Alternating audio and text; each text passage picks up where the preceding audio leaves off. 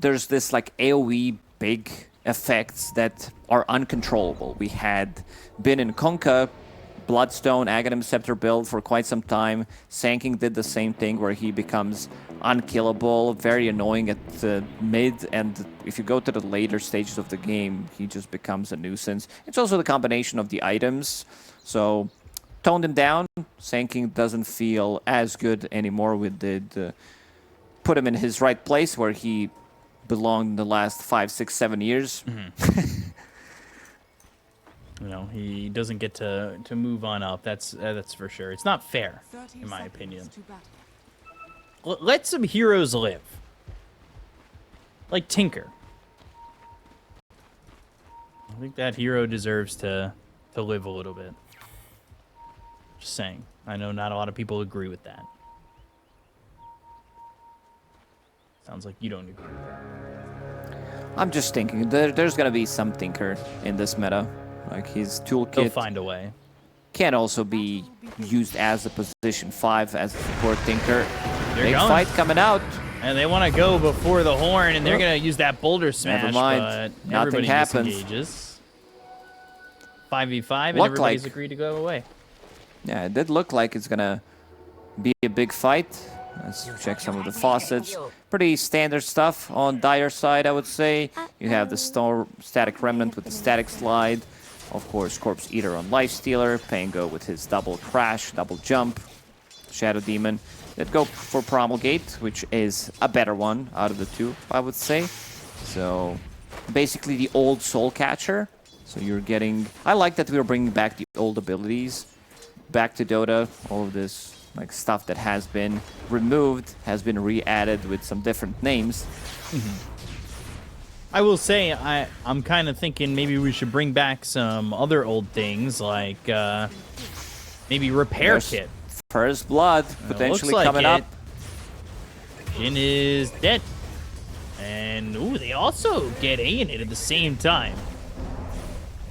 So, Undyne getting that kill. Excited to see what Undyne brings to the table that is in a Pudge. Every time he's not on Pudge, I'm interested. I'm in. Try to square up against Shadow Demon. Not what you want to do at those early levels. Menace is really powerful innate ability. 2% stacking amplified damage, so you start hitting him. You can also create... This is for the guys that love to theory craft a little bit more with their builds. This is... It also works with your illusion, so if you use Disruption on yourself, later on you, let's say, pick up a Manta style and stuff. Let's see, good body blocks. Only has Boulder Smash. These stacks of poison are going to get there, and Undyne's going to get another kill. You're not listening, B-Cup. You're interrupting when I'm talking about the importance of Manta Shadow Demon, the pub build from the core role. Okay, I'll be quiet. It is good. It is really good if you want to have fun. It's probably not going to win you the game, but you will have a lot of fun when you see those numbers being bigger on top of him. Okay, because I'll do it. You got to tell me the build breakdown because I just did your Greaves Bloodstone Witch Doctor. It's not Greaves Bloodstone. Like you missed 2 items in between. What did I miss? You need to be tanky. You need a Glimmer Cape, Eternal Shroud, something like that to be much more effective. So you no can wonder soak I was up the dying. damage. There we go. Whatever, we won. I got the MMR. It's Well, okay. we'll get there eventually. Yeah, I'll start listening a little bit more to you right now. I'm only getting 40% of what you're saying. But I'll get more. So what is this Manta build? This Shadow Demon? It is fun. Yeah, step by step. So Shadow Demon, you have this debuff, of amplified damage debuff that you have. Look at the number, 5 Menace, taking 10% more damage. Wait, with, so you can create the illusions of yourself with the Disruption Manta style. You can build, into some right-click power threads, Hurricane Pike stuff. People are probably going to be like, why is this guy talking about some shitty item build in a professional game, in an elimination match between Dark Horse and KEV? But test it out, see if it works. Feel free to reach out. Jhin in the bottom lane again, in trouble. I'll test it out later today. And ooh, Jhin in some trouble. And that will be a kill there for Red Panda. But Red Panda will drop there to the Weaver. I got a little confused. I completely lost attention of you. Hold on. Butterfly effect. Han getting a solo kill. Damn. And then hitting him with the Grandmaster voice on. That's a big kill. Unexpected. This is massive. Storm is level 4. Invoker is going to be level 5.5. Investigate these smaller items. Wraith Band, Bracer. Now he's got to get an old talisman. Get the trifecta. I think, truthfully, as Han is now out of mana, Butterfly effect, though, now hitting level 5, I think we should release an item that combines Bracer, one Bracer, one Wraith Band, one Null Talisman. It would be too OP. No matter what it is, just combining these smaller items.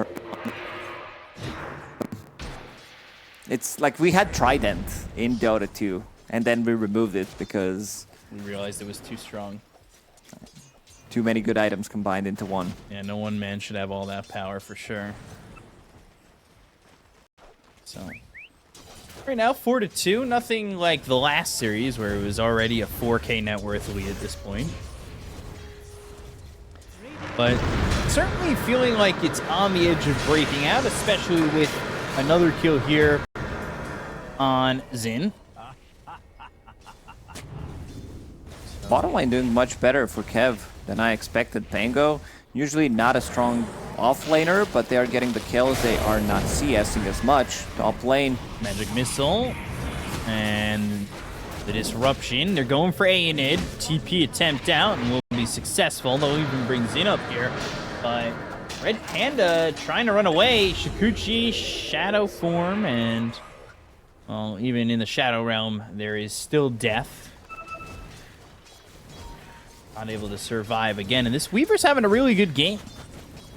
We've seen it. That's why the hero is first phase most of the time. Can still be flexed if you don't want to play it from the carry role, but usually does very good. Invoker in the mid lane.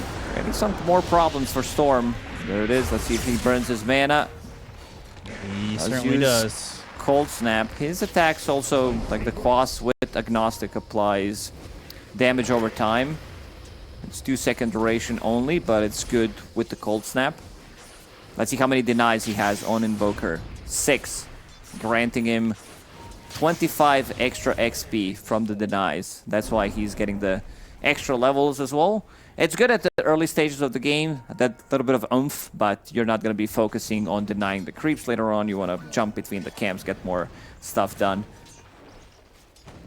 Let's see if they can. We'll see if this Storm can even make a move, but for right now, Butterfly effect stuck to just trying to farm the jungle at the moment with these static remnants, and he really needs to find himself feeling a bit more comfortable in this game. Okay, I was about to say, how come he didn't find a neutral item yet? Let's see what he gets. Some Fairy Trinket, Royal Jelly. Didn't have the good options. Decides to go for Pig Pole. Makes him slightly tankier, 5 attributes, and has that Pig out. Pig Pole, maybe not the best one, is looking to maybe go on Shanxi. Ice Path is down, and Weaver, who does have time-lapse available, not too scared of moving forward on this Pangolier. That Shikuchi will hit. Butterfly effect having to bail on these skeleton warriors from the camp that he was farming. Shanxi getting anything he can out of this bottom lane. He's top of the net worth for his team. CSing nicely. And also involved in 3 out of 5 kills on his own team, bringing power drives. This is the build that we did mention, that Neo did go earlier today when LGD played against Azure Ray. Do you like the build? I need to see more from it. I definitely need to see more or test it out. Tornado EMP. To see how it feels. Undyne goes into the Disruption, and Weaver going to continue on forward under the tier 1 tower with the roll out. They'll get the kill on Undyne, ball lightning in, but Butterfly effect, who can you find? You've got yourself the Electric Vortex. The damage is out on a Han. They get the kill onto the Invoker. They're going to look to turn this on to more than just one. They'll find a second in Zin, and that is a 2-for-1 for KEV.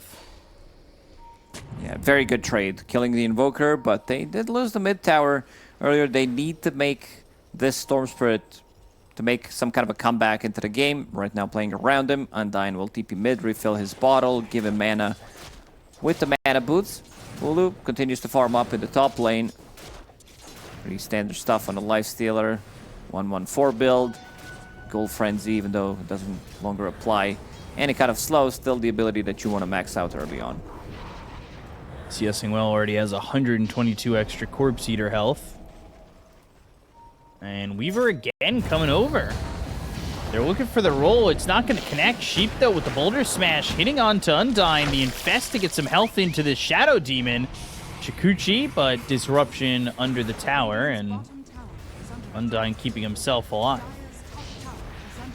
And it's not a kill that they're going to get. Weaver immediately goes towards bottom. Shang-Chi is building with this Orb of Corrosion right now. You're one of the best heroes early on to rotate through the Twin Gates. Carry Monkey, carry Weaver can easily, like with the extra move speed or a tree dance. Double shield crash in the bottom lane, putting in pressure onto Lonfair, but he has a lot of regen. Healing Lotus, Magic Wand in the bottom lane. And that's another tower for Dark Horse. Playing the map in this first 10 minutes really well. They're smoked up, though. Sheep. His Courier just roaming over. They are going to get a quick kill on Sheep. And his Courier just kind of roamed over and led the way for them to just get that kill on that Earth Spirit. And it's a big kill to get. And after the start that Butterfly Effect had, he's top of the net worth.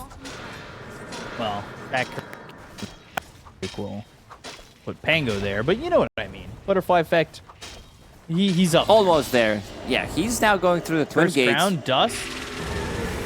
And looking for the Terrorize. They landed. They've got the Fear. The Rolling Thunder. Can they bounce him up long enough? They got him. That is easy perfect. Clap. That was nicely done. First a rotation from the Storm Spirit. Red Panda, Terrorize, Bramble Maze. Not allowing him to use Time Lapse. That's a big kill. 2k gold lead for KEV. Now make it 3k. And this is before Lifestealer even gets his first item, before he starts to join.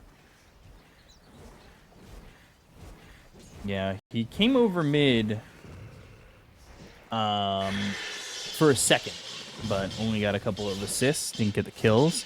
And he's building into that Radiance. So it'll be some time till he gets that. He's sitting third in the net worth in terms of cores at the moment, third on his team as well. Macro Fire even committed. Red Panda's gonna die here. It's to the Jakiro. What they gonna pick off? They find something. Radiant's middle tower is under attack. Butterfly Effect. Looking for that Witchblade. Denied. Oh, denies the rune and Ball Lightning into that Ice Path. Invoker was having a really fun time until he overextended in the mid lane. Still in the middle of the pack, like they're relatively close. But if he dies one more time, his Orchid is going to get delayed. He's also playing into Shadow Demon. He wants to punish the Storm with that, let's call it early Orchid. But Storm might just get some kind of a dispel mechanic of his own. And if he ever feels threatened, Undyne, as a position 5 Shadow Demon, can follow him. He gets silenced. Disruption, but it also sets things up for some of the, like, throughout Dota history, Jakiro has been used as a counter to Shadow Demon when Jakiro was in a good spot, where defensive disruption, you get out of it, immediately Ice Path on top of it, so you know the target is going to get stunned. Right. So gotta be careful about that one. MOA is down and Invoker locked up for a second, but nobody going in past the line, and that line being the river at the moment. Lifestealer, Double Bracer, Phase Boots, like I said, Radiance next, but doesn't feel like it's as fast as maybe it could have been, but I think the timing's okay. It's Double Bracer, another Gauntlets, Phase Boots, so still gonna be a relatively good timing on the Radiance. 15, 16 minutes. Not finding anybody up here top. So, Undyne, he's got some words to place. He's looking to get that shard, to get that demonic cleanse, and they're going to smoke up here. They might find Aeonid, but maybe they want to go in over on mid. Like you said, they want to slow down that Orchid. And Han is very confident in standing there. Good tornado. Good one. Ice Path with this EMP. And ball lightning away. They had the infest, but they're going to bounce poorly on this Rolling Thunder. They've got the swap and another bounce that kind of puts them in an awkward spot. They're still looking to get Shang-Chi. The roll from Sheep, though, it's in onto a disruption from Undyne. Cold snap on Undyne, as well as a geomagnetic grip to get the silence. Ice Path landed perfectly. They get themselves the kill on the Shadow Demon, and they're looking for more. Swarm on a Red Panda. That's going to be another kill. 2 heroes dead on the side of KEV, as the execution from KEV that was perfect bottom is non-existent there mid. It was perfect for Dark Horse. Catching him with Tornado. Mid-zip, and then landing Earth Spirit Silence into Ice Path. One valuable point in the Ice Path does make a difference. He does get out thanks to Infest, but still the damage has been done, killing off 2 supports. Ulu about to finish off that Radiance. That's going to be the big timing that they can have Storm Spirit plus Lifestealer going together and getting stuff done. Maybe throw in some casual Bedlam before they jump, and that's a guaranteed kill from 100 to 0 on any of the heroes. So missing out on that sort of jump there. Ooh, first forced to come over and infest to get that save for Butterfly Effect. He's now almost got this Radiance. He's just short the Talisman of Evasion, short 400 gold on that. As Weaver is under this ward, but they are unable to get there in time to kill him. Just cleaning up some creeps over mid. This Orchid is now finished on Han, and that could be a huge problem, but they found Aeonid. Ball lightning into the wrong spot. Swap used, not going to matter. They'll get this kill. Butterfly Effect getting credit for that one. He's gone Witchblade. He's going to be finishing off the Kaya. So still opening up space for the Lifestealer of Ulu, but I say that, they're starting to rotate down towards bottom. If they catch him with the Orchid, he's dead from 100 to 0. Rolling in. Oh, nice. Wow. Okay. I mean, this you need to start with Orchid. Even though if Sheep is the one catching the glimpse, you need to let the guy use Orchid immediately, because that's an instant silence. He can hear that roll. If he sees it, we'll pop it. But nice reaction time from Ulu. Gets him out of the trouble, finishes off that Radiance that we mentioned, and going into Manta Style wants to have the spell mechanic. A lot of the times it's going to be S and Y, but in this one, you want to get your rage off, seeing Orchid rush from Han. And now it's time to strike. I feel like they can get a pick off as long as they play with Butterfly Effect. Yeah, certainly can. He's going into the BKB, and you say play with Butterfly Effect, but he's sitting at the tier 2 over mid. Weaver top of the net worth. Deso finished in just a second. So, Shard thought of next, and the BKB for the Weaver. And Shang-Chi has this Echo Saber Blink Dagger build, and looking to, or was looking to go Ags, now changing that to Shard Yules. So there's the Deso for the Weaver. Throw some Big vision timing. down. Okay, just straight up macro pyramid. Thinking about the Rolling Thunder, and this Obs again, now pinged out by Sheep.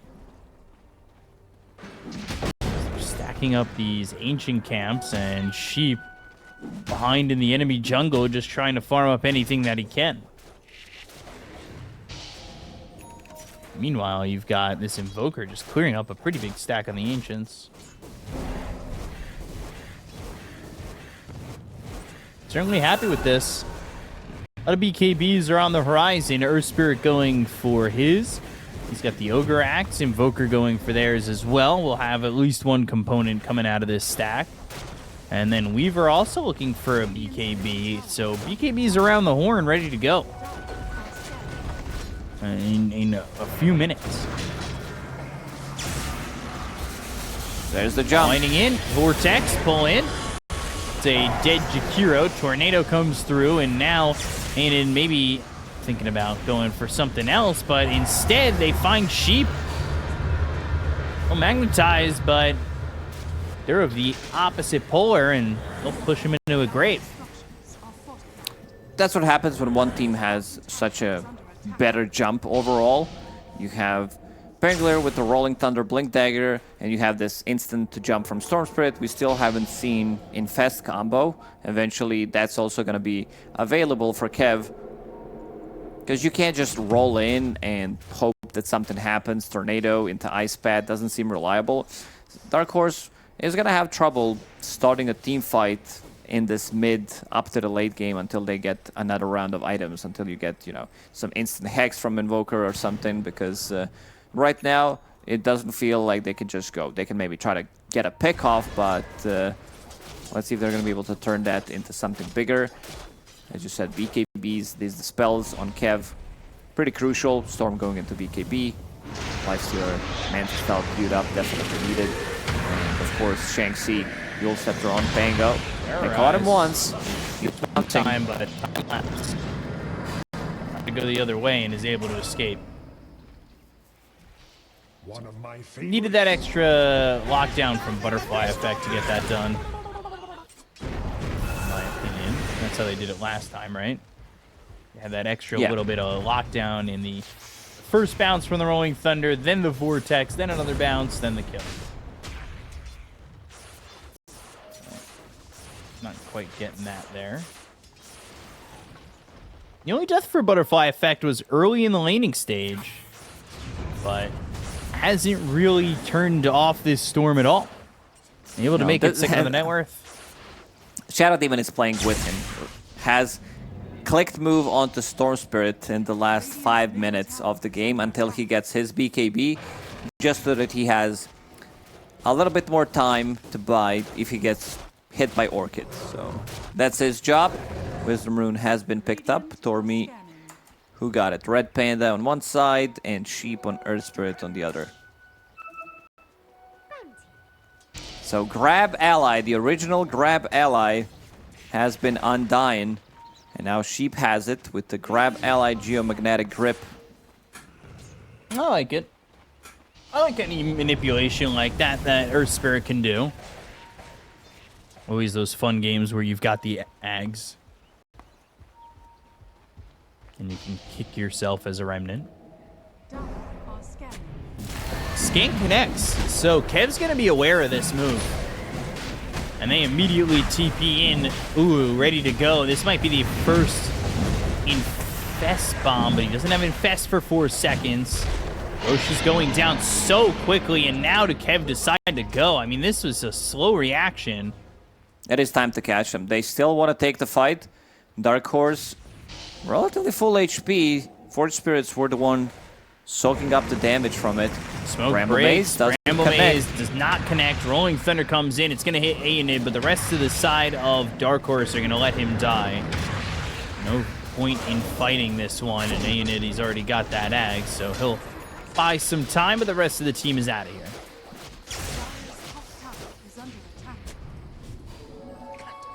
So that's all they get out of that, but now an Aegis in the hands of Dark Horse. Dark Horse, though, they're getting this Aegis, they're getting some objectives, they're getting their farm. They are starting to fall behind further and further in terms of net worth, and they need to start to make it up, I would say, by fighting. They have not gotten much in a while. The issue is, how do you start a fight? That's the big issue for them. Not having that initial jump, maybe you can get the swap. It's going to be pretty chaotic starting a fight for Dark Horse. Maybe rolling in, even if you miss the rolling boulder, just make them take the fight, because you can bail him out of the trouble with the swap. Maybe even a tornado. But right now, they are farming up Earth Spirit. Sheep needs some kind of a protection on his own, it feels like, going into BKB. as his first item pretty much. Finished Urn of Shadows. There's the roll, but Butterfly that's effect. going to miss. He's They'll quick. find their first kill in 10 minutes, which will be this Dark Willow. Say that. All right. And it's true. So that's their first kill in 10 minutes. Really did take a long time for them to get back on the board. And I think, yeah, the kill they got 10 minutes ago was the Dark Willow. So The only hero they can kill right now, it feels like. yeah. Again, the big issue is your offlaner doesn't have a way to start a fight. Earth Spirit. Again, you hear him rolling in, you see him. Gives you enough time to react to it.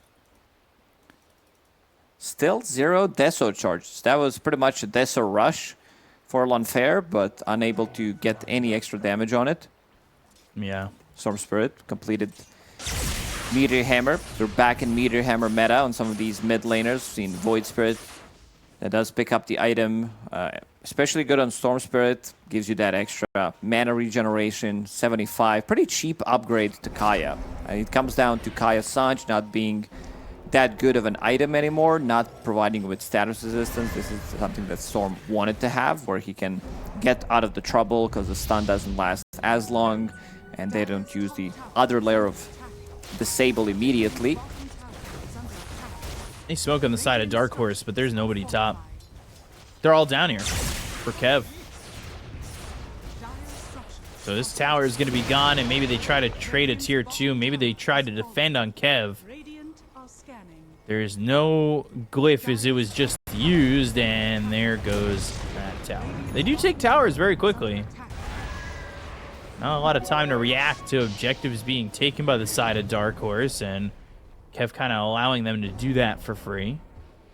Or, well, not for free. They did get a tier 2 of their own. So, 6,000 net worth lead. Stationary at this number for a while. And it looks as though KEV are maybe looking to make a move, but Sheep, I guess Sheep will happily oblige to give them that move. As they'll try and get this. They swap out, though. They're in the macro pyre. They need to start to move. This is going to be the Weaver coming over, but hit by the Rolling Thunder. They get the kill out of the Venge.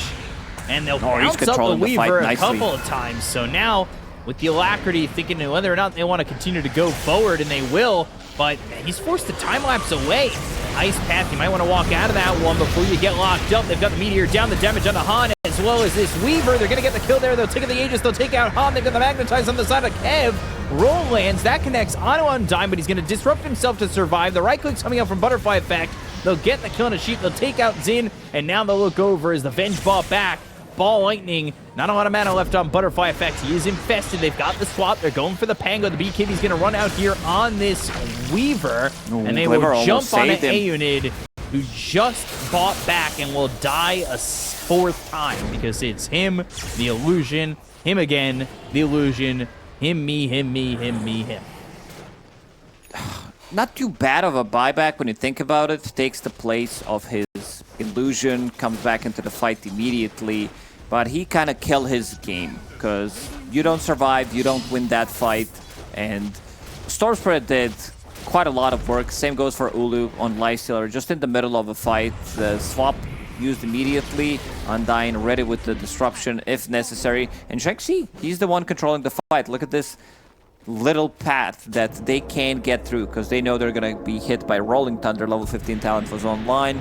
2 seconds extra Rolling Thunder duration, not 3 anymore, unfortunately. And Aegis did expire, so they couldn't really take the fight. Lanfair not feeling too comfortable and also managing to reset multiple times, getting those extra heals, getting the Glimmer Cape, getting the Infest heal, and then Storm Spirit getting in and out multiple times. He didn't die for a good 25 minutes. There was a solo kill early on from Invoker level 4, but ever since then he did not die. Having that extra mana regen in the fight really helps out to reset a couple of times. So with a fight Look like at his that, mana regen. 40 mana regen per second. and yeah, I mean, after that fight, he's got 27 on the Galvanized. Mana regen increased by 8.1 for the moment. Weaver going to be bottom, and Aenid needs to be careful. We'll say, without the Aegis now on Dark Horse, it feels like KEV are free to push. Should definitely take out this remaining tier 2 tower on the map. I don't know if they want to defend this one. There is BKB on Sheep plus Gem. This is going to reveal the ward that they put inside the base. It's going to get immediately dewarded. Lifestealer now with the Aghanim Scepter, so lower cooldown brings it down to 20 seconds. We'll have multiple of those available. Dealing the damage, disarming the enemy carry. Only 2 Deso charges. It's not about, you know, that damage that you see the number is low. It's about what they managed to achieve ever since they picked it up. Right. Lifestealer, 578 extra health from Corpse Eater.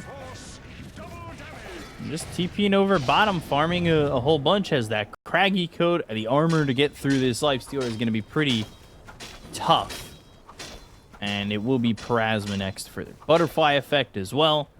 Like, these items are starting to come out, these upgraded items. Pango also going for the Ags. It looks like they're going to try and make a move onto the Dark Will, but this puts him in a precarious position. He didn't get the BKB off. Get Sheep just dead. Killed. Red Panda ends up dying to this Weaver. Weaver trying to go into the back lines, maybe look over at Undyne. 2 shots him real quick.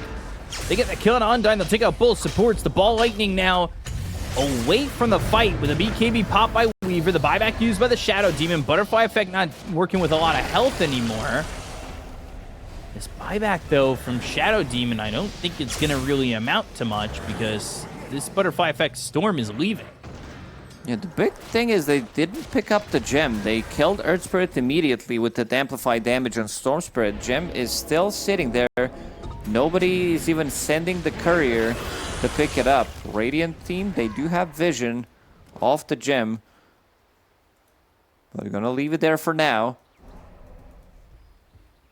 It's a precious emerald. The gem. There's Storm. Storm not dying there, able to get that Parasma. And now working with Grenade on the Galvanized. Gem Watch 2024. As it is in the bottom right of your screen. They take this Tormentor, they get the Shard there for the Venge. We'll now have that Magic Missile bounce. It's guaranteed multiple stuns. If you survive long enough, you get one, you die, you respawn, you get another one, maybe you can get... And that's also multiplied, like it's bouncing between the heroes. Ulu will get his shard, so Infest Explosion applies 50% duration of open wounds. So the open wounds, the old open wounds, where it does spread around. Not the best shard in the game. Looks like both teams are going to collide here in a fight for Roche. KB is ready for the Weaver, balling up onto the steps. They've got the Obs, as well as the Orchid. They have that Silence on a Butterfly effect. It's not going to last too long, but they're going to swap him into the fight.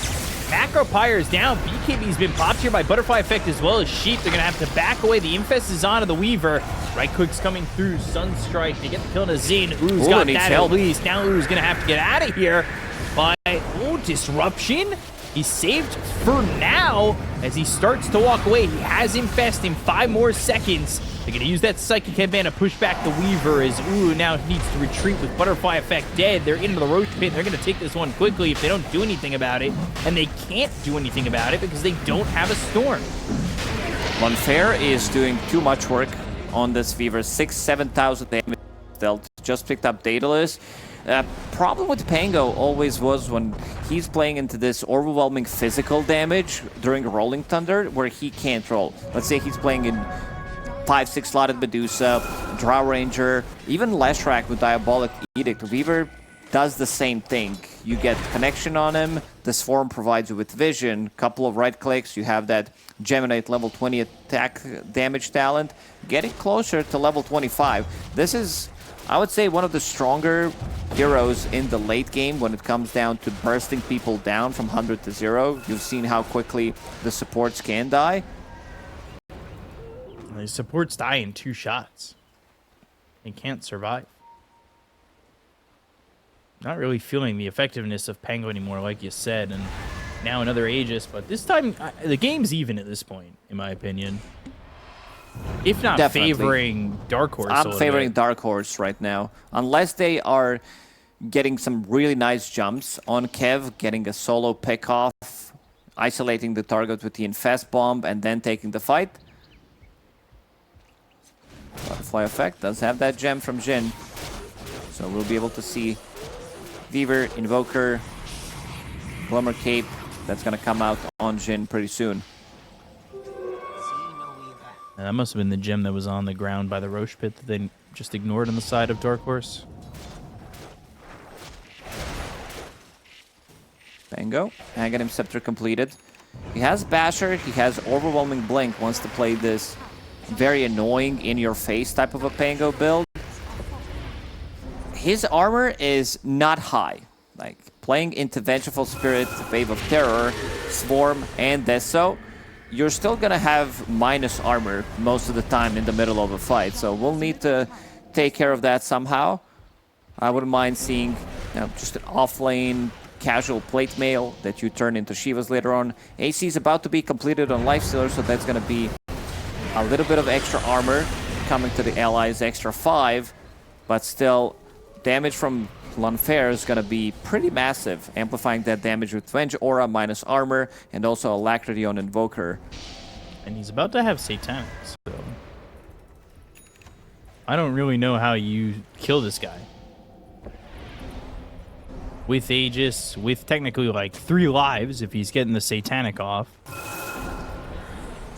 He'll start to work on these buildings, and the damage is quick. The damage is fierce. You gotta make a move. They go to the Rolling Thunder. They're gonna blink on top of the Weaver now. Oh! The Tornado again, saving the Weaver. That bumps up the Storm into the air. He's unable to get the Vortex, and you already have to back out. For the side of KEV, you don't have the Rolling Thunder anymore. The Ice Path is down. The Macro Pyre is burning them away. They've got themselves a disruption, but it's only gonna extend what seems to be the inevitable. I say that, though. The Infest on the Weaver, they get the Aegis out of his hands. Shanxi, low again, low and dead this time. Doesn't have buyback. Aeonid's going to be hit with the Cursed Crown. They take out the Tier 3 tower. They find themselves Sheep. He'll pop down the Magnetize. They get the kill to Aeonid. That's going to be a second dead. There's the time lapse. Ooh, can he fight this? Can he go back in and get another kill out of the Weaver? It's a good hold from KEV overall, but still leaving a lot to be desired from them. Seems like that's what they came for. They came for this Tier 3 tower. They came for one set of barracks. Only managed to kill. Melee range still stands. Bottom lane, some good damage to the tower. This is a 35-minute catapult wave, which means 2 catapults dealt good 1,000 damage to Tier 3 tower. Still showing that if they are not focusing down this Storm Spirit... Also, there was a bit of a misplay between your off-lane Venge and Carry Weaver, because he used Satanic and got swapped out, so definitely didn't expect Swap to come out. He's like, I have Aegis, I could pop my Satanic. A bit of preemptively using it on Weaver. For the next fight, you might need to be ready, because he's not going to have Aegis for the next one. He's not going to have that second life, that second chance. But we'll see if Kev's even willing to make the move without this Aegis and maybe catch this Weaver. No, he's not going to be caught without buyback. He's 600 gold away. By the time they would even fight, he'd have it. But I think that Kev off a fight like that might feel some confidence, even though they lost the Tier 3 and half their racks. Lunfair is pretty massive. Daedalus, Satanic, finds Mindbreaker, so more attack speed, has that relatively long duration silence, 2-second silence on 12-second cooldown with Mindbreaker, and about to crack level 25. So 1 extra Geminate attack, that synergizes so nicely with your crit. So kind of having a guaranteed crit almost whenever you attack someone, 2 extra geminated attacks will come out. The data list is 30% chance, so most likely one of those attacks is going to be crit. Right. So, where will either team look to potentially put a cap in this game? Their monitors, probably. I think that's the way where they need to look. Just focus. Very important series for both of these teams. I was thinking maybe they'd look at their allies' monitors. Yeah, look at their keyboard. Find where their QWER hotkeys are. I'm more of a Legacy non-QWERTY user. person. No, I wish I was a Legacy Q user. So what are you? I use numbers. No, I don't. I'm QWERTY. I'm not Slack. Slack has some wild keybinds. I think one of his item keybinds is like tilde. I don't know if you've ever looked at it, but you get a chance to see his keybinds. They're insane. They're all over the keyboard. For old school players, hard to get used to, you know, your muscle memory. If I have 1500, maybe 250 with Dota 1 and 2500 games on Pudge, how many times did I click T to use a hook, and then I can't really. I've been using hockey for a million times, but yeah, new heroes can be difficult. That's why we also added abilities to make our own hotkeys, which is pretty nice. You So you can make stuff up. You're on the legacy keys? Yeah, I'm old. Damn. It's old school. They are infested in a butterfly effect. This feels like the first time they're going for the infest bomb with butterfly effect like this.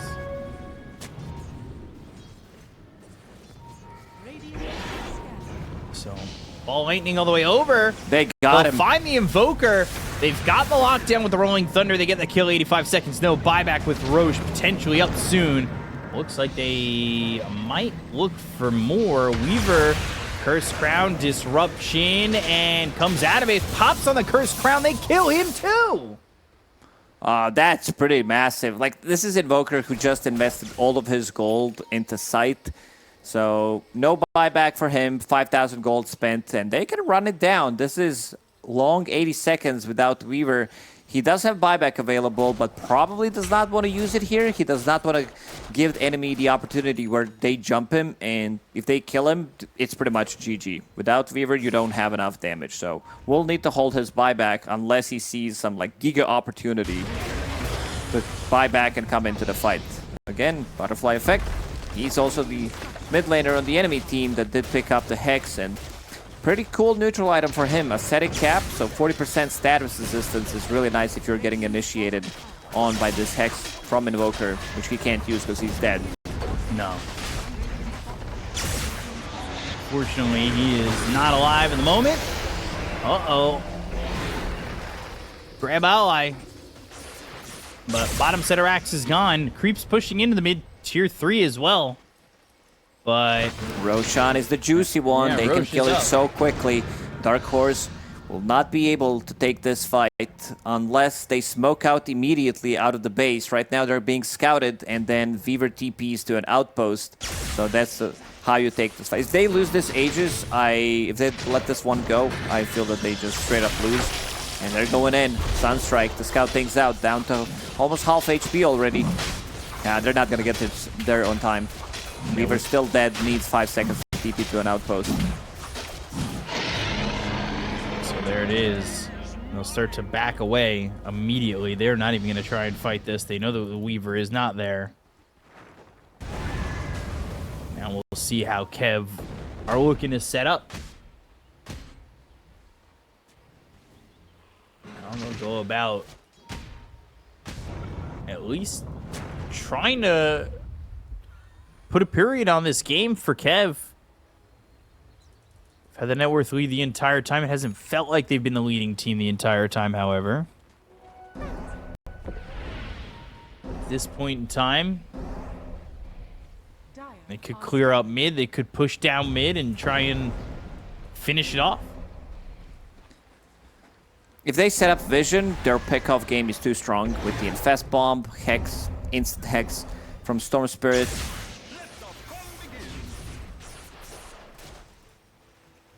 Now they need to hold hands together for Dark Horse. Quite difficult to get outside of the base and show yourself in the lane. You see Lanfair, he does not want to risk it playing in the outer ring. Jin will pick up the Xperia rune. Can't be showing yourself. But KEV not taking this opportunity just yet to push. Now they're kind of grouping up together.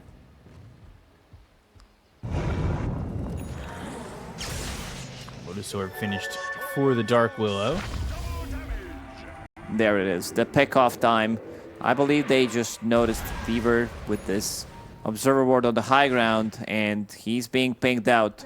Lanfair does have buyback, but they're ready to go. Infest with amplified damage. Level 25 Storm now. Overload bounce. Talent. They're gonna scout things out in the base. He wants to make a move.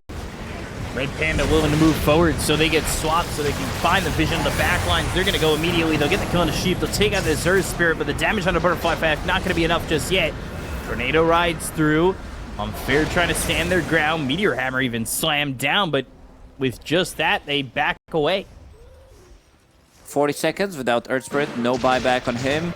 Mid and top lane needs to be pushed in so that you have multiple lanes coming closer, creating pressure.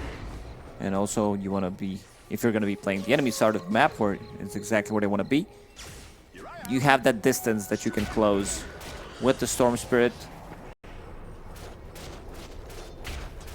They ended up Lifestealer going BKB and Ag's Blessing, so opening up a slot that way. Super farmed. Level 25, extra 1 second range duration. This talent has been nerfed so many times. Now down to 1 second, so he can start to slow siege. You know, create the illusions with the Shadow Demon, Manta style of his own, Rage, BKB into another Rage, couple of right clicks from Storm maybe, but if they don't want to take the fight, slow siege is always going to be effective. Ulu going in, Lotus Orb so he can't get hexed. Keep repeating this until they decide to take the fight. Pretty textbook example for Team KEV. They do not want to risk anything, but the top wave did manage to finish off the range barracks because they already cleared the melee ones earlier. Swap, but the Lotus. I'm wondering if anybody's going to have to get back before this, but they're going to try and just forego that. They get the kill there on a sheep. To look over at this Weaver. The disruption's going to be on a Butterfly Effect. Ice Path, Macro Fire. They've got the Infest. Magic Missile even thrown out. He's got an Aegis, though, that he can work with. He could have been willing to just stand his ground. The time lapse is going to be used by the Weaver. They get the kill on it, and now they've got themselves the Rolling Thunder. They should get this kill onto the Weaver. He has buyback. He'll come back into the fight. They've got the first life out of the hands of Butterfly Effect. They'll look over at Ulu, who is going to survive with a disruption, but Butterfly Effect, who just came back to life, is forced to BKB and Ball Lightning away. Oh, he got the Infest last second. Infest. He keeps him alive. They look for the Weaver. They get the kill. He's gone for 2 minutes. They'll buy back on this Earth Spirit as well as the Invokers. They take out Shang-Chi. He buys back too. His Butterfly Effect is also one to fall. They buy back there. They're losing their tier 4s. They need to be careful about how long they're going to be in here for. The Magic Missile with the Rage. They've got the swap. They get the kill on this Lifestealer who doesn't have buyback. Down goes Red Panda. He has buyback in 5 gold, so he's going to buy back and they run it down mid, end the game. Let's go. Does not want to use it. Okay, there was 2 buybacks on their side committed, one being Storm Spirit. I think they had a minute and a half to try to end the game, and there it is. Red Panda using the buyback. 1 left on Lifestealer. It is time. A little surprised that they didn't take the opportunity immediately, because this is the long time. You know Weaver doesn't have it. 70 seconds. If they can hold some Macropyre, Ice Path, swaps, maybe Tornado, EMP, try to buy a little bit more time. It's time to go for tier 4 towers. Gonna look towards top. They're looking at the top lane.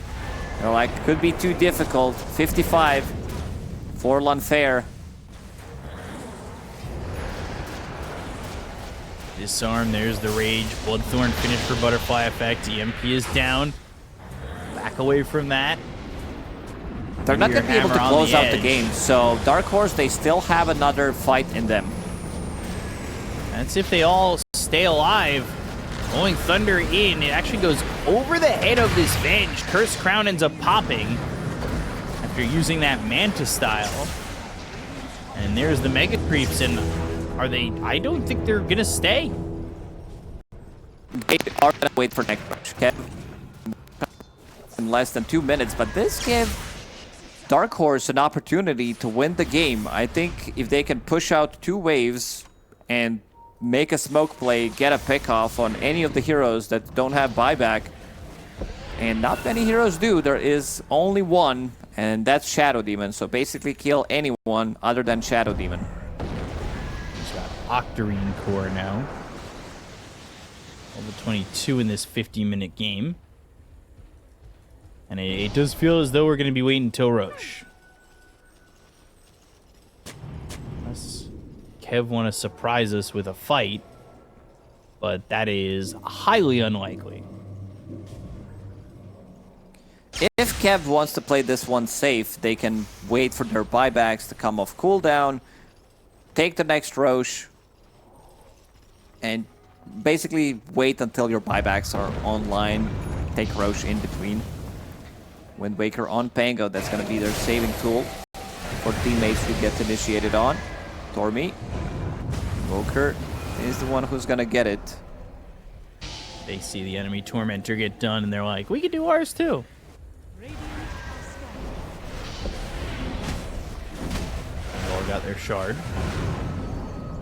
By the way, ooh, an extra 910 health with Corpse Eater. Make it 916. 916 out of... Okay, it's not perfect. I wanted him to have 3,916, but he has 18. Close. Will it be a long Roche? It will be, of course. So, full duration. Which means we're going to be waiting for Roche. I don't think anybody's going to fight before it. But it's good for Kev because they want their buybacks too. Everybody wants their buybacks online. Do we have any 25s? Pango just hit his, so less cooldown on Rolling Thunder. Playing against Mega Creeps is always going to be difficult. The problem is they can't really leave the base without smoke. They need to go together, and you have, I would say, good 30 seconds to maybe do something, make some kind of a play for Dark Horse. Otherwise, lanes are going to be pushed in. They will know something's cooking. But if you leave the base, you're going to get picked off by the Storm Spirit Infest combo from Lifestealer. Right. So, as that happens, as you get stuck in your base, the other side is able to just farm as much as possible. And no Roche off that Sunstrike Scout. I don't know what they're exactly doing over here. They're just throwing shadow poisons off the edge of the map. Making sure that they're not attacking from that side. I feel like I was going crazy. Some Phoenix potentially from another game. Yeah, and Divine Rapier picked up on Dark Horse on Fair. Level 25, Geminate attack with the Divine Rapier and Daedalus. We've seen it before where this Divine Rapier down so much doesn't care about the deficit in net worth. No, 20k doesn't mean as much. It's more about Mega Creeps. Even if they were up like 40k, the chances of them coming back into the game with the Divine Rapier on Weaver are pretty high, I would say, as long as they can execute. Problem is they don't have like anything they can throw on top of him. You have Glimmer Cape. That's kind of it. Maybe swap to save him out. A Lotus Orb is the big one on the side of Kev. You have Amplified Damage, thingies, Vengeance, Aura, and also Alacrity, which you need to throw on Weaver, but we're talking about purely damage. Want to see some defensive tools as well available. Roche in 20 seconds. Some strike. Still not seeing Roche. But they'll know the timing. They know that this has to be max timing now, so it has to be in a certain time frame. So Roche will be up. And it'll be go time after Aegis. That's what, fourth Roche. There is no fourth item, unfortunately. Roshan's banner. This is pretty giga if you can put that with Mega Creeps and they become invulnerable. But having extra like attack range with Invoker, with Weaver. Jakiro's pretty good at killing it as well because he shoots two Twice. attacks. Double trouble, yeah. Make it double. And we'll see. We'll see what they end up pushing in here. Because now you think to yourself, if you don't get this Aegis successfully, you're like you said, waiting for buybacks in between. Maybe you give that thought to yourself, do I wait for tier 5 items? No. They're gonna wait until their buybacks are off cooldown and try to go for the push. Because I've seen the way they itemize. There is Aeon Disc available on Storm Spirit. So he's like, even if they get the jump on me with the Static Cap, I'll still have enough time with the status assistance to get my Aeon Disc assembled. And there's also Red Panda with Aeon Disc. So Aeon Disc coming off, buybacks coming off cooldown. Oh, Invoker's got theirs back again. And now they're infested, looking for the move, looking to jump out. And Rolling Thunder, Ball Lightning goes for the Invoker to start it off. He's the one who's got buyback.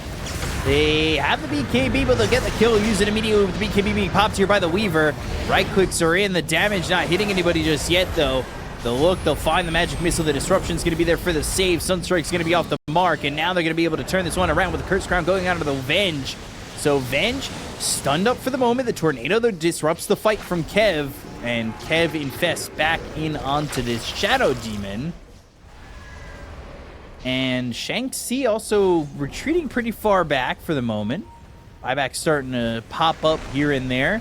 We got Lifestealer, Pango, and as well as the Shadow Demon for the side of the Dire of KEV.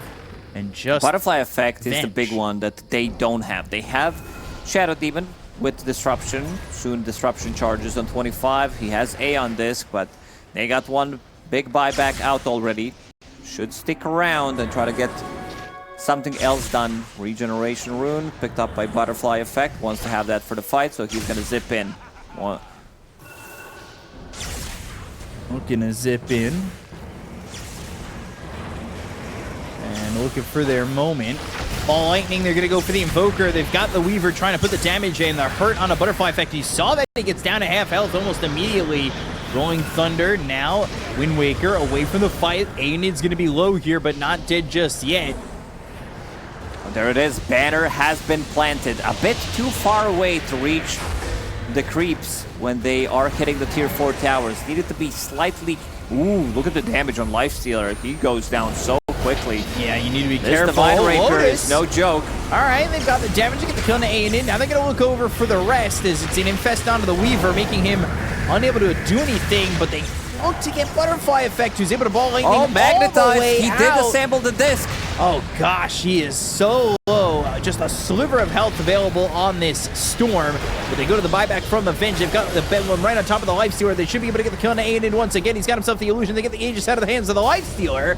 So now, tier 4s, they are exposed, but can KEV make the advantage happen?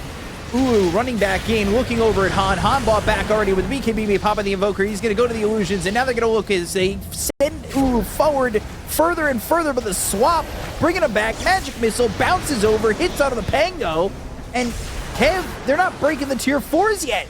They don't quite have the damage to kill all these heroes. Ice Path lands, they're infested on the Butterfly Effect. As Zing gets back into the base for now. Tier 4 is still holding strong. That's 2 banners. Oh, Meteor Hammer. There's 1 banner for the Forcing Radiant the side, glyph. 1 banner for the Dire side. Giga The Creeps creeps can't versus die. Super Mega Creeps versus Super Saiyan Kaioken 10 times. I don't know what that means. That's some anime reference, but sounds like it's stronger than Giga, stronger than Gaben's creeps. Lifestealer, they're not focusing the heroes anymore. They're focusing the buildings, which is the correct way to go. Yeah, they get both tier 4s after struggling for so long. They've got the ball lightning in the vortex. That's going to be the control they can use to get the kill on a Sheep. The swap, almost getting the kill on a Shanxi. Aiden here is with the illusion, dead for 50 more seconds. Now surviving the terrorize, lands on a 4. Oh, Red Panda making an opening as Han. He's trying to get away with this Manta. Has Hex up in 10 seconds. Weaver gets the damage out. Ooh, gets the kill on a Sheep. That's 4v5 now. It's 3v5. 3v5. They don't have the illusion anymore. They pop the Aeondis, the BKB, what feels like the 3rd time from this Weaver, as they're still holding onto the throne. It's like KEV don't know if they can commit. Ice Path down, Disruption save, Vortex pull, Han and Zin are dead, Zin buys back, they will get the Weaver, they get the kill, Divine Rapier's on the deck, GG is called, and KEV will finally take game number 1. Oof, what a... Let's move on to the next round, let's move on to tomorrow, because both these teams have a large mission ahead of them if they are to make it to tomorrow, and that would be to go up against IG. So you want enough time to practice and figure out that matchup. You're going to want to get out of this if you're KEV in a 2-0. Let's check the see what they can faucets do. to see if anything out of ordinary. Pretty much standard stuff on Radiant's side. Ursa with the Grudge Bearer. Okay, you didn't go for the unbearable one or whatever it's called. Ursa gains bonus attack damage, so that's pretty much like the old Enrage where you're popping it to get more damage with Enrage. It's just that now you're like getting attacked, pretty similar concept. Phoenix did go for Dying Light, so that's the one that deals his missing HP as magic damage in 450 radius. The battle begins. So just never hit the Phoenix is what you're saying. Well, it's really good in the early stages of the game because he consumes HP instead of mana, pretty similar to Huskar. We might also remove mana from Phoenix. Like, okay, Sunray, you don't need any mana. Same goes for Supernova. Make 1 red bar for him. It was 1 green bar, wasn't it? He was Radiant, yes. True. I didn't think you'd catch on. Try to sneak that by you. I'm paying attention. Damn. So we'll see how these lanes go. We saw Han in game number 1 mid get a solo kill. Not gonna happen in this one. Yeah. You think you need to misplay this lane quite a bit to get killed by Ember Spirit. Lonfair, Selazutra getting a kill on the Courier. Red Panda also dropping very low. You are playing into a very difficult lane. He's probably thinking about pulling the second wave if things are not going well, but might have trouble doing so. Jhin is in a good spot protecting the potential pull coming out. Also did go for Frostbite, and now Jhin's gonna pull the creep wave towards him, wants to do the half pull and completes it. Because if you do the full pull, you're gonna clear the whole camp, but this way you deny 2 creeps, which is much better. Yeah, that's always the move. And Frostbite, Courier to kill. Will deliver the items, but not before that Courier dies. Or, well, after the Courier dies. Sorry. And seeing this Venge in the offlane again is just... I'm not sure how I feel about it. This duo of Red Panda on the Weaver and the Venge just does not feel that strong to me. Definitely not. It is a type of a lane where you want to get in, get some trades going. Otherwise, you will get outfarmed in this lane. Ooh, though, getting first blood. This is definitely a combo that they can go for that expands with time as well. Eventually, you'll see Ursa have that Blink Dagger, but with the Ink Swell, you can play aggressive, and especially if you catch the Phoenix out like that, he's not exactly the strongest hero with 1 armor. A lot of damage onto him. I mean, he is going to be playing into Ursa throughout the game, so we'll always need to use the egg away from him or have that arena protection pre-BKB. Ursa doesn't mind. He's going to jump in and try to tear that egg apart. Mid lane, 18 and 6 against 13 and 0. Of course, Han on the receiving end in this one. What the Grim take? The Grim took the manual detonation. Okay. The other one, it looks cool, but it's pretty bad. Yeah, it's pretty bad. Like, we were like, wow, this is so cool. I can use it on the left, and then it goes on the right side. Yeah. One fair in top lane, dropping fair to a low. lot of damage, and the Frostbite, I think, keeps him alive. He's got one shared tango to work with here as he's on the regen of another. But another magic missile, and Red Panda not choosing the Shikuchi, actually eating a lot of damage from that Frostbite. So this time around, it's going to be 0-1-1, by the way. Out of his healing salve. Get some extra right-click damage. Next, combo with the Swarm. They could get a kill on Troll, maybe die on one hero, but definitely worth it. Well, God's Rebuke and trying to pick up this bounty rune, unable to do so. They'll get the life of Undyne. Another Frostbite coming through on a Red Panda. He's eating a lot of damage for what he's getting back, truthfully. Which isn't that amazing. These sentries in these camps that help to make sure that they weren't being blocked are actually hurting Red Panda massively. He's got 0 movement speed. And they run him down instead of him being the one who goes. That's an okay trade considering that Shang-Chi is getting the farm, level 4 on Vengeful Spirit, and he's also denying a lot of CS from Troll. Now having more CS than Troll in this lane. So this stat doesn't really matter as much. That's exactly how they need to play the lane. They can't just, you know, sit in the lane, try to CS. Instead, they're trying to break the lane. And look at what he's doing. Red Panda again. All the Link forcing a rotation. Stopping that TP now. Butterfly Effect's been under the tier 1 tower, just diving Han for a while. They played Ring Around the Rosie a little bit. The pocket's indeed full of posies. And Xin, he'll die, but the root and Shang-Chi, he's able to survive, thinking about turning this around and going into the magic missile, but both these heroes do not have the most health. Need to be very careful about approaching this. Almost level 6 for Han, but Butterfly Effect already got there, and we could see pressure onto the tower potentially coming. Undyne also, we might go Magic Missile into the Inkswell. It'd have to be Inkswell onto the Weaver with a Magic Missile thrown out. So if Unfair Zutra does not does not play safe, you might be in trouble. You cut that out over there. I hear the giggling. I can't speak French. No, it was nice. It was a good pronunciation. I like it. It reminded me of that YouTube video that we were watching. Same accent, literally. Swarm out. Inkswell is going to pop here. Blood Grenade used, and they will get this kill onto the Troll. Has Crystal Maiden stayed a little bit too long or baited the proper amount? Ember trying to clean up, going for Undyne. And somehow, some way, this is only going to be 1 kill. That looked like it almost set up for 3. Triple kill immediately, yeah, but can't go for all the targets. And they also spread out nicely. Nobody was running the same way.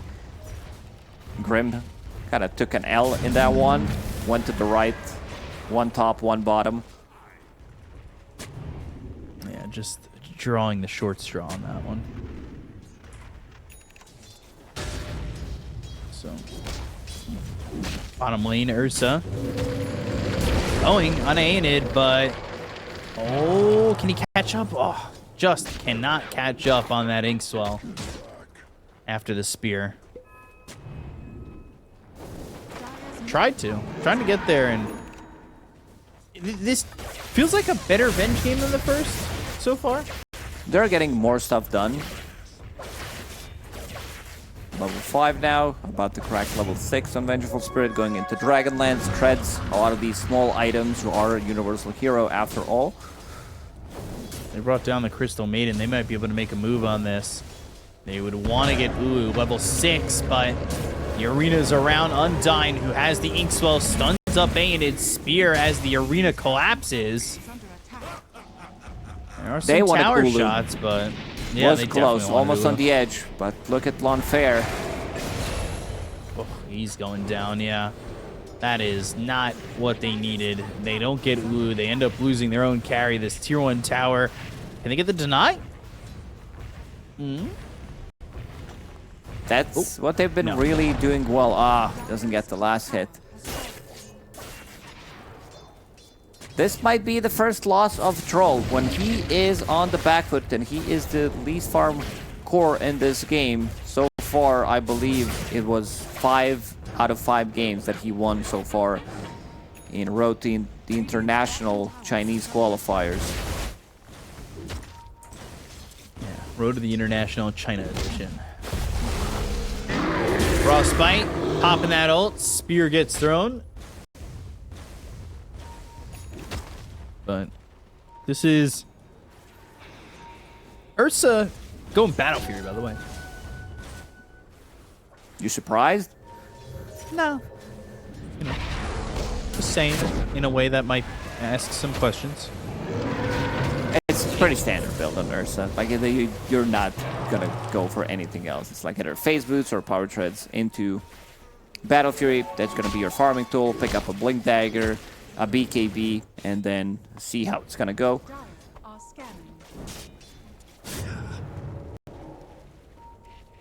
We're getting that kill bottom now. Working further and further on that Battle Fury. He's got the Cornucopia, I believe. Fine now. If you don't go Battle Fury, you don't have enough mana to cast your abilities. That's the problem. Like, even though, you know, the old school, some diffusal build could feel nice. People were back in the days toying with Mask of Madness. This build is just way too superior. Also with the talents and everything, having, like, you can have mana regen, but then you need to pick the shitty talent. The mana regen talent instead of 20 seconds Fury Swipe reset time. Radiant's top tower is under attack. Fury Swipes feeling like they could last forever. So, see how quickly they could get to that Battle Fury, and I mean, it's still standing down here. He's got the double bracer. He's going into the Blink Dagger, and that's what he really wants. Get that initiation out there. But again, he might be willing to make a jump if they've got an Inkswell. Meanwhile, Butterfly Effect taking a good amount of damage. Han and Sheep were around, but they don't get that kill. Interesting build on Butterfly Effect. I love this. This is not what you see every day. Rushing Orchid. He was like, oh, last game I was on the receiving end playing the Spirit, and now I can do the same thing to you with no real saves on side of Dark Horse. And it's also great against Troll, great against Phoenix. And he's super farmed, the most farmed hero in the game, so we'll have that. And also not revealing anything. You might be thinking, oh, he's gonna pick up the Mage Slayer or something. Not the best item, but still not revealing it. Once they pick up that, it's gonna be smoke time, try to kill either Ember or Troll. Troll who really is suffering in the jungle. So, bottom lane, 3 heroes here. Phoenix has Supernova available. The top lane, though, maybe thinking about going in onto this Troll. Don't quite have the damage, but they throw a magic missile out, and he's if only they retreat. knew that he does not have a point in Battle Trance, they would definitely swap him out and kill him. Butterfly Effect getting chased. Freezing Field, Supernova all used, but with the swap, they're able to just walk away from this. Spear lands, then Grimstroke had the Inkswell, but now going to be slighted and killed off. Not a bad kill. Going in deep, forcing the swap out, almost killing Butterfly Effect. A Freezing Field and Egg now on cooldown. Feels like the lanes are going well for the side of KEV. They're losing a casualty here or there, but almost feels like they're on the edge of getting ready to pop everything off. So let's see if they could do that, as bottom tier 1 might be pressured here by both supports and the Mars again, who's closing in on that blink tag. As soon as they pick up a Blink Dagger, they should make a move. Ember Spirit is having an okay time. Troll. Blade Mail Chase is completed on him. Ooh, Oh. the arena and the spear. He does not have his ulti. He chased and he ends up dying. Top tier 2, however, they might be able to clean this up while they go for the tier 1. They force the glyph out.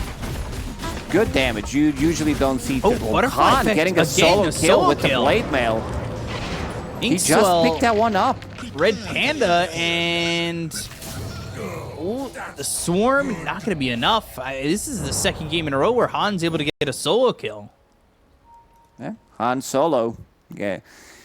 Kind of unexpected. Razor, I don't know if he was not seeing this Blade Mail or what happened there, but yeah, decided to go in deep. 3 points in static linked. Eye of the Storm on cooldown.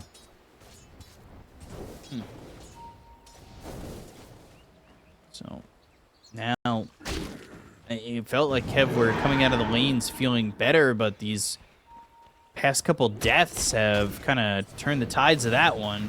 Ooh, still looking for this Battle Fury, and you've got this Orchid in 300 gold here for Butterfly Effect. Shakesy still having a good game. I think he's in an all right spot at top of the net worth. But the rest of the team really needs to catch up and help out. Blink over, Magic Missile, and they're still going to have time to try and just get the rest He of just this swapped down. in Grim. Swapped in the Grim. Freezing Field. They didn't even have the arena for that Blink attempt. They sight and kill Undyne again. It's good as long as he saved himself. If he dies there and also kills Grim, that's a bit of a disaster one. Grim still needs 300 gold to pick up his shard. That's going to be a great tool of dispelling all of these annoying abilities, Searing Chains, Mischance, anything from Phoenix, Crystal Maiden. Unfair is being pinged out. Butterfly Effect, what was supposed to be an early Orchid into domination. That on him, that he solo died to Ember Spirit, kind of delayed everything. He was supposed to be the one making a move and maybe killing him off. He's only at 0-1 and 0 right now, so needs to find something, some kind of an opening. Rune spawning in 25. If he can get a Haste Rune or Arcane Rune, that could be pretty big. Dark Horse, they are hunting. They have the damage to even get this kill. Blade Mail popped, Undyne getting chased again. There's the Orchid, and they will still lose Undyne. Inkswell pops, and they get the kill on a Han. That's a good trade so far. But the arena, the spear, and the Butterfly Effect, the Supernova. Here comes the Troll. Butterfly Effect is dead. They'll end up losing Zine. This is Ursa in. They'll trade a 3 for 2, but they want more. Blink Spear, I don't know if you can really dive deeper for Uu, but they're really putting a lot on his shoulders that he's going to have to farm back into the game. Dark Horse, they are having a good time in this game, landing their spells. Han did die in the end, but overall, unfair. Courier has died. That's big. That's actually massive. 2 minutes with no Gleipnir. Would definitely love to have that one and get involved in some of these earlier engagements. Once you pick up the Gleipnir on a troll, it gives you ability to root somebody and lock with your ulti. Ionid. No Road of Atos yet. Red Panda very underfarmed in this game. Ooh, Soulbind Silence on a 2. This could be good. They've got the damage to kill off the Crystal Maiden and the Phoenix. Overextending there a bit. Yeah. It is. Well, they have a big combo with some of their spells. Especially, like, Orchid is nice when you build into items that can be used during the Soulbind. Magic Missile, eventually you will have the shard, so it's gonna bounce 2 times and you'll have, like, 4 Magic Missiles coming out. Then you kill Venge Merciful Spirit, and then maybe he uses it one more time. So there will be a lot of stuns just from Venge and Grim combo. Like a level 1 mage over there with Magic Missile. I don't know if... I mean, you do some RPG books. Or I the do, DM, yeah. You know, Magic Missile level 1? Or you just... Magic Missile. Magic Missile. That's it. That's what you feel like as a Venge. Especially when you're throwing 4 at one time, basically.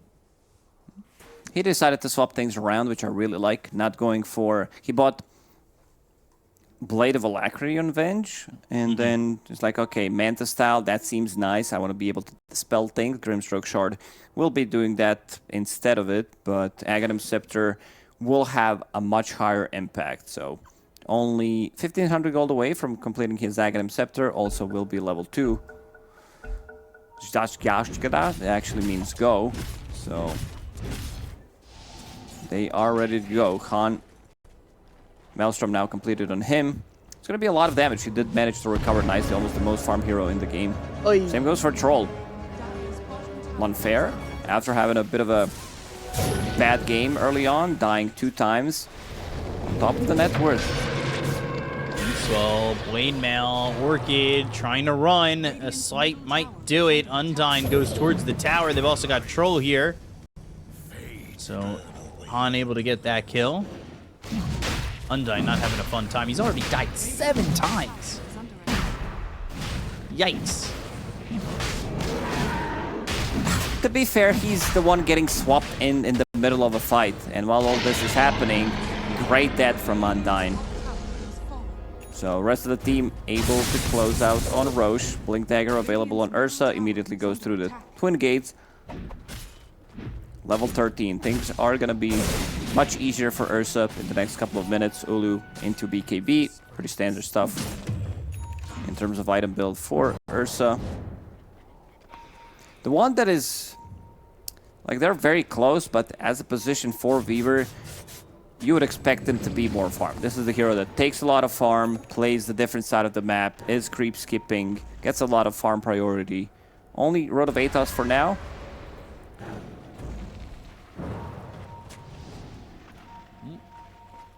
So, he's got Blink Dagger. If they want to just jump, and they'll start working onto this Ember. And they've got the silence on him from the Phantom's Embrace. They need to keep him locked down. Yule's up into the air. Han's able to get in the sight. They're burning Ulu. He doesn't have an ult, but he'll lose that Aegis that he just got. Undyne's dead again. Butterfly Effect can't get out of the arena. That's going to be a dead Razor and a dead Venge. Dark Horse just using the aggression coming out from KEV, turning it around and blowing it up. That was very interesting. So he gets soulbound on Ember Spirit. Phoenix dives in, and instead of being there, he completes the dive, breaks the soulbind. The soulbind connects onto him, and then he soulbinds another guy in the backline. So we're gonna see that again. Right now, he's gonna get silenced on Ember. Grimstroke ulted so that he can't run away, breaks the soulbind, and then soulbind connects onto Mars, releasing Ember Spirit. Okay. I don't know if this is intentional. I feel like dive should not be able to be cast. Maybe if you're like already casted, but I feel like it should not be able to break the soulbind. And now 5k gold lead for Dark Horse. They are cruising through this game. Almost baiting Red Panda, truthfully. Ooh, another courier dead for the troll.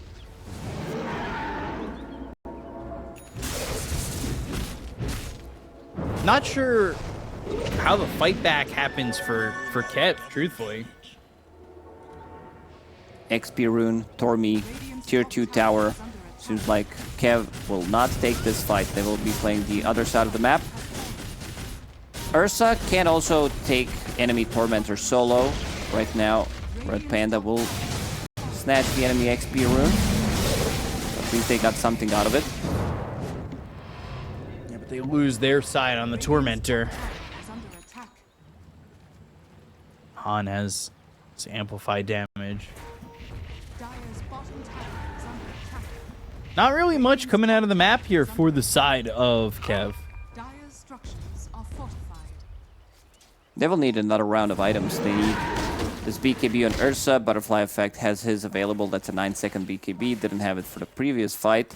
Aghanim Scepter also about to be completed on Shanxi.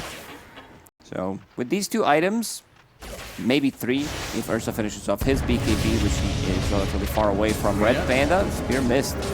Spear missed, but you're running into the sides of the arena and ultimately dying. Dire's bottom tower is under attack. Just not finding much farm on these supports for the side of KEV at all. The aggression just has not stopped. Trolls in on Undyne, who will TP out, trying not to die for the 9th time. As KEV doing their best to just avoid aggression. They don't feel fight ready yet. I guess Ursa with the BKB is going to be their timing. Roche can be up in Bottom tower 3.5 minutes. Seems like the longer they wait, the more problems they are going to have. Troll with a BKB coming up. Ember Spirit, Yule Scepter now, which is going to get rid of that annoying Rod of Atos. Silence from Razor. So not investing to go for a BKB. Instead just tanking up as much as you can. And having a Dispel on much lower cooldown.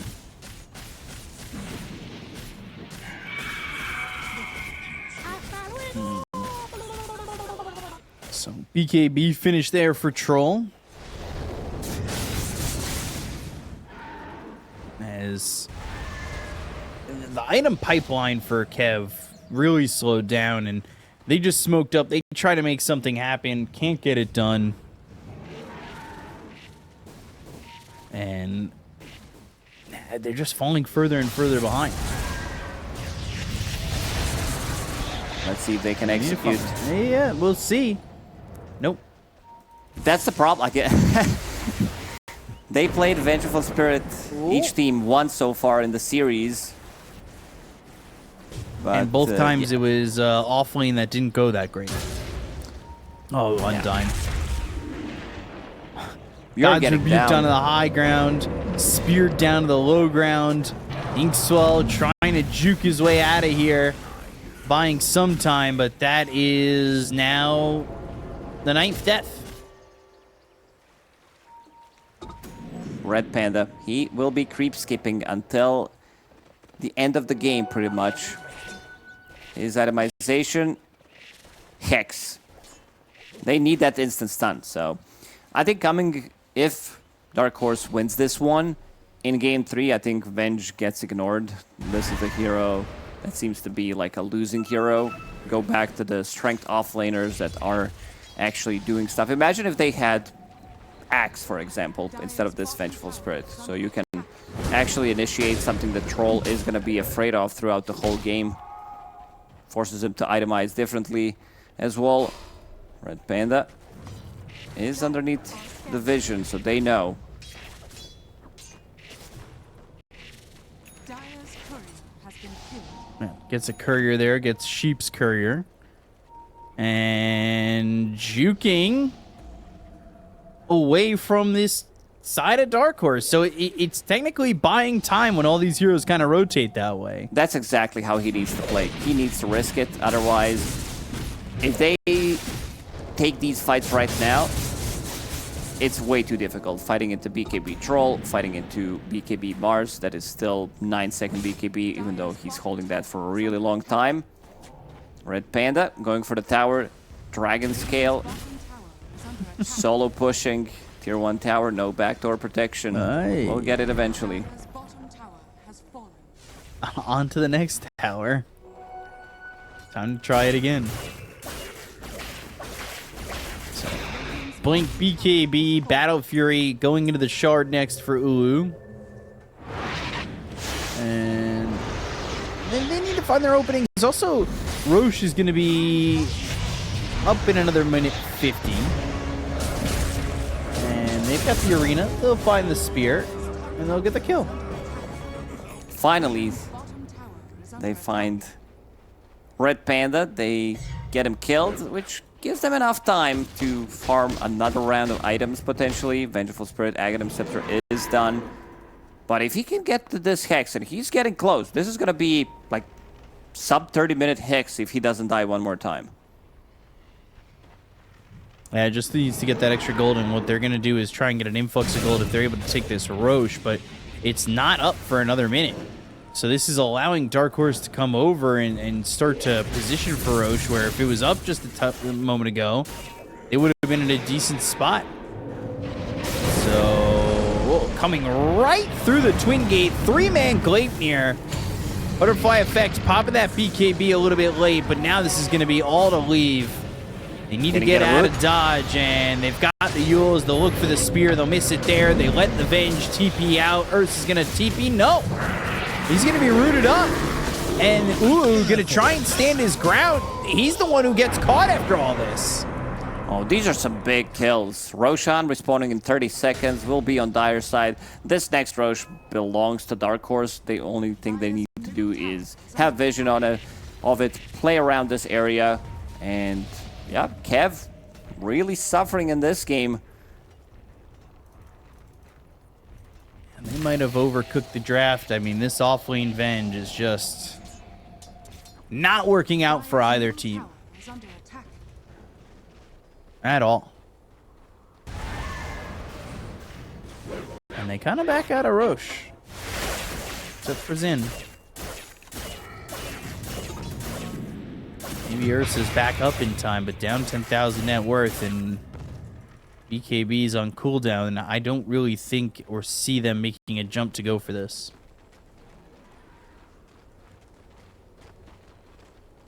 There's no real need to. There's no real ability to. So Red Panda, he's 700 gold away from getting this Hex. But again, the BKBs are going to be a big issue. You have to survive long enough to even get that Hex out. At least it gives them ability to instant stun someone, instant disable, and try to bring him down so they can smoke and go for the pickoffs, try to set up some vision. This Hex is going to be a valuable pickup. It's just that they will need to leave the base, and then if they get into arena, caught him. Nobody sees what Weaver is doing right now. No, Except but the answer us. is dying. Except us and Dark Horse. Still getting closer, 600 gold away. So, massive lead here for the Troll over anybody else. I don't really know where you find the openings, because Ulu's going Yules. You've got Satanic being built for Butterfly Effect, but that's far away. Itemizing differently. Great against Troll, of course, if you can get to that Wind Waker Octarine, but yeah, you need to prolong the game for another good 20 minutes to farm all those items. Right now, Lanfair, on top of your high ground, is going for the buildings. With the Sunray behind him, they do have the Sustain. Shiva's Arcane available on Ember. Han ready to jump in. Radiant's bottom tower is under attack. We have the tier 3 slight once again. Swap. And the Hex, the damage. They got the Ember. That's something. They at least get that. And this Troll is being pulled into the base. Troll? Can they hold him down? Oh my. They got him twice. What a beautiful They- execution. Red Panda, he sold everything else that was in his inventory just to buy that Hex, knowing how important it is. So, double Hex into swap, they executed. They were definitely not expecting this to happen. That was such a clutch play. That's why I was hyping up the items so much, that if he gets it, they are going to be able to kill the targets from 100 to 0. And Ember was the first one immediately. Changes his item build, goes for Lincoln Sphere. Let's see what Troll decides to do. Well, it was not only the Hex too, but the second kill is Grimstroke using Psychic Headband to push him deeper yes. in there That was clutch. and make sure he dies. Also, Troll ulti is just a big meme. Like, I can't believe that you're still like uncontrollable in the fights where you're unable to just like lock onto a target. Sure, you can use some other things, but it still feels like a big meme in a lot of situations. This buys another round of items for KEV. Nullifier for Ursa, like he switches it up. Maybe you finish that Satanic there for the Razor. Venge eventually gets Shard. What does Red Panda go now? What's heavy duty? Because did he sell boots and he's going boot back to boots? He did sell everything he had. I believe he had Magic Wand, and I believe he had boots at one point. So sold everything that he had. It was just naked Road of Atos into sight. But made it work. Shard on Vengeful Spirit. If Shanxi buys it, let's see. First of all, he wants to see if he can get it from this Stormy. Would definitely Fingers love crossed. to pick it up. Swap to reduce that damage. Red Panda gets it. Uh-oh. Not what they wanted, so Shanxi will buy his Shard. We did talk about this combo that they have with Orchid, multiple magic missiles from Grimstroke, and this is before his level 15 talent. I think he should take extra Soulbind spell damage.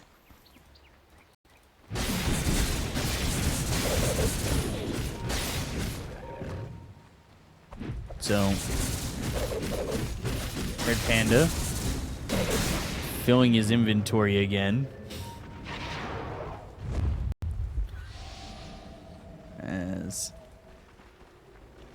they 5-man smoke. They're gonna go and they're gonna try and make a move here. They get the kill to the Crystal Maiden immediately. Zin's dead. Can they get another one? Aeon Disc already procced. That was nicely done. Yikes. Red Panda, Very quick. the savior of this team. If he buys any other item, if he goes greedy route, if he gets Gleipnir, I think game probably ends there, but managed to save the game. Amplify damage. Can he steal this? Even if he dies, he denies it into time lapse. This guy's playing out of his freaking mind right now. Oh, Courier. Don't get baited. Don't get baited. Don't get baited. There's the Satanic. They've made it. They've made it to these items. Nullifier on Ursa. Great against Flame Guard. Great against Aeon Disc, Phoenix with Yule Scepter, so he can actually blink on top of him and try to kill him off. Soulbind? Oh no. Yeah, they soulbound, but Arena was committed. Broke the soulbound again, and they're gonna go. They're gonna try and make a move. They go to the haste. Red Panda's gonna buy back into the fight. They've got Butterfly Effect with the BKB. They're doing the damage out of the troll. Oh, they get the kill. They take him out. He doesn't have buyback. Swap. That's going to send the Venge in. They're going to look over with the Nullifier. They've got the Silence with the Freezing Field.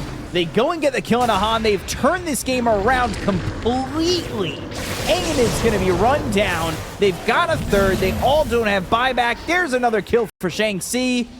Oh my god, KEV has blown the doors open on this one. Oh man, this is gonna do some mental damage as well to Dark Horse. They knew they had this one in the bag. They're like, Fever's causing the issues and we have to kill him. So he comes back into a fight, they overextend.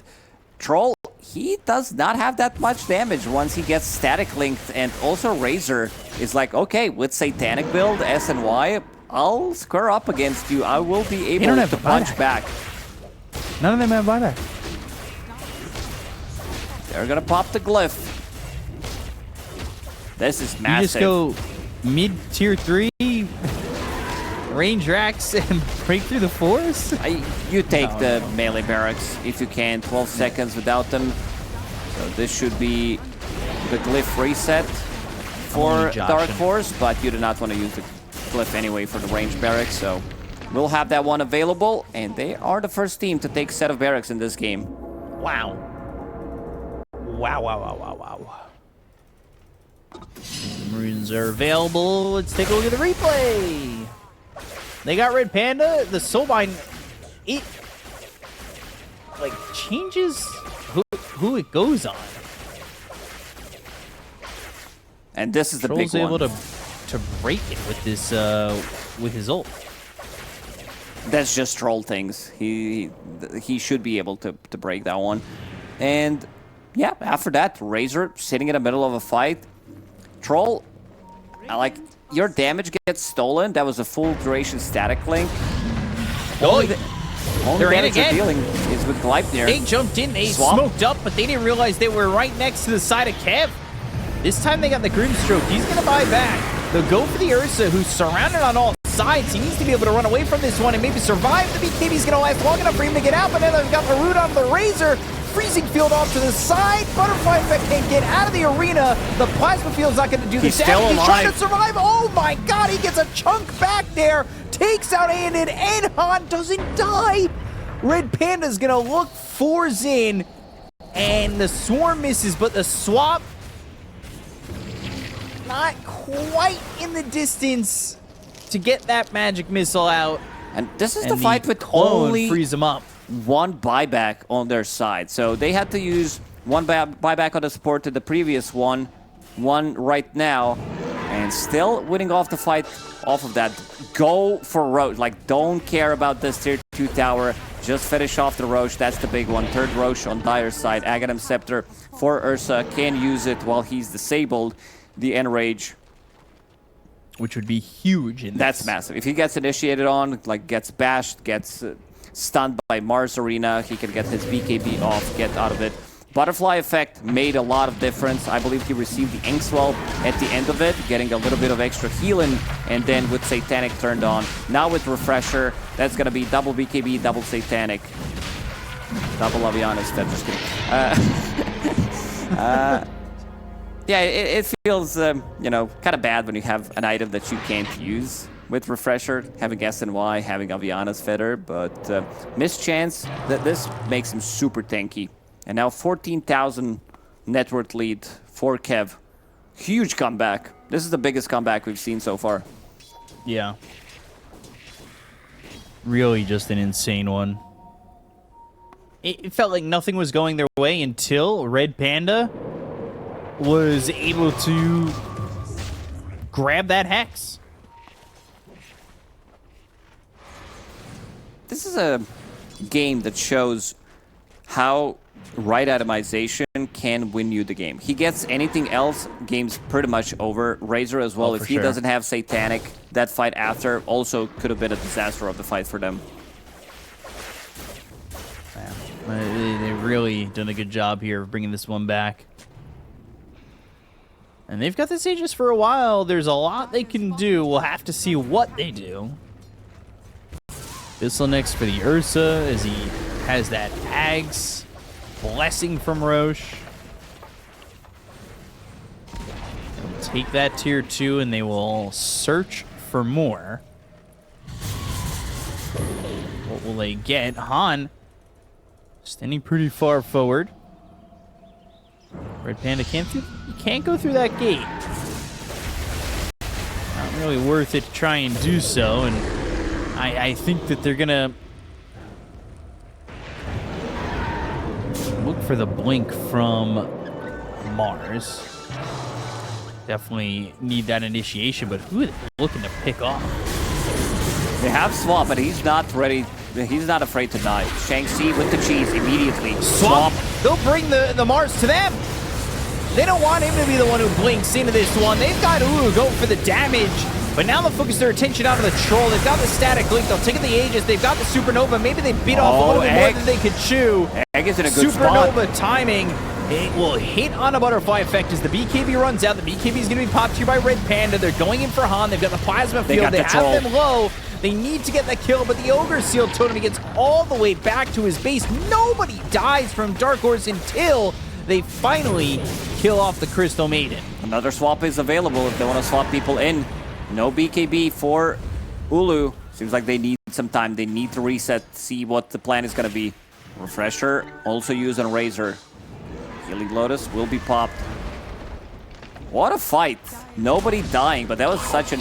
Shang-Chi, he wants to die. Like, there's the swap into Hex immediately. Oh, wow. Arena down, Shang-Chi. He's got this axe, so he doesn't quite care if he dies. They'll get the kill onto Shanxi. They'll look over the Ursa. He's trying to survive. They get the kill onto this troll. He'll buy back immediately. That's your winning objective right there. Buyback from Shanxi. He's in. And Shanxi buys back, and he comes in. He's got that extra life if need be. They got the Hex, but the troll was able to make it over to the side. He's away from the fight.